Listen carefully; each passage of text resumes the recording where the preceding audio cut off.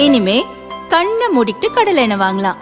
ஏன்னா மந்த்ரா கடலை எண்ணெய் இதயத்தின் தயாரிப்பு. வறுக்க பொரிக்க ஏன் எல்லா சமையலுக்கும் மந்த்ரா தான். மந்த்ரா கடலை எண்ணெய், அபார ருசி, ஆரோக்கியமான உடல் நலம். மக்களாட்சி வருது. நல்லாட்சினா எடப்பாடியார் தான். வாக்களிப்பீர் இரட்டை இலையே. இந்திய அரசியலில் எதிரெதிர் துருவங்களாக பிரதமர் மோடியும் எதிர்க்கட்சி தலைவர் ராகுலும் உள்ளனர். பார்லிமென்றில் மாறி மாறி ஒருவரை ஒருவர் காரசாரமாக விமர்சிப்பதை பலமுறை பார்த்திருப்போம்.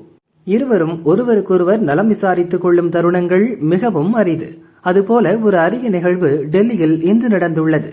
சமூக சீர்திருத்தவாதி ஜோதிரா புலேவின் 200வது பிறந்த நாள் இன்று நாடு முழுக்க அனுசரிக்கப்படுகிறது. இதையொட்டி பார்லிமெண்ட் வளாகத்தில் உள்ள புலே உருவச் சிலைக்கு ஜனாதிபதி முர்மு, துணை ஜனாதிபதி ராதாகிருஷ்ணன், பிரதமர் மோடி உள்ளிட்ட தலைவர்கள் மலர் தூவி மரியாதை செலுத்தினர்.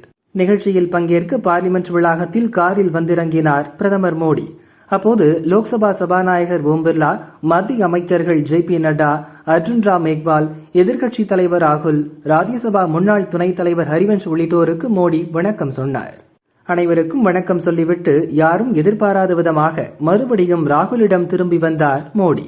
ராகுலிடம் நலம் விசாரித்துவிட்டு சிறிது பேசிக் கொண்டிருந்தார். ராகுலும் வழக்கம் போல இல்லாமல் மோடியுடன் ரிலாக்ஸாக பேசிக் கொண்டிருந்தார். மோடி சொல்வதை ஆமோதிப்பது போல தலையையும் அசைத்தார். இப்படி இருவரும் சில நிமிடங்கள் ரொம்ப கேஷுவலாக பேசிக் கொண்டிருந்தனர். இருவரும் பேசுவதை மற்றவர்கள் உன்னிப்பாக கவனித்துக் கொண்டிருந்தனர்.